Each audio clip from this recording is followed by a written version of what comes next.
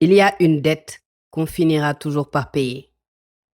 Le mal qu'on a fait à une personne, ce mal qu'on a fait consciemment, cette parole malveillante, cette parole malsaine, c'est une dette qu'on finira par payer.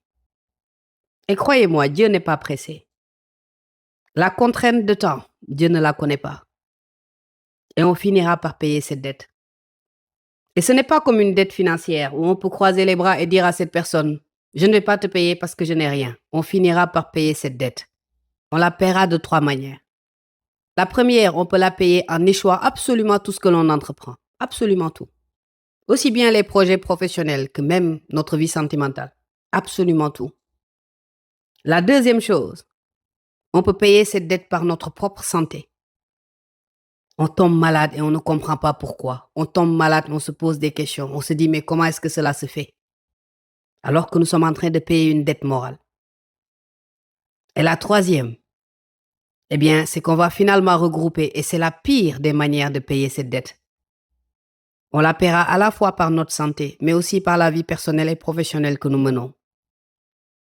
Une personne intelligente doit garder cela en tête. Il arrive des fois que nous pensions que nos vœux et nos prières ne sont pas exaucés. Mais comment est-ce que ces vœux et ces prières peuvent être exaucés si nous avons des dettes morales envers les personnes avec qui nous vivons ou même des personnes que nous ne connaissons pas?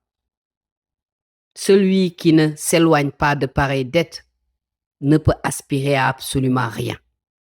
Et même si vous réussissez, même si vous allez au sommet avec ces dettes, avec de pareilles dettes, vous allez au sommet pour mieux tomber. Croyez-moi.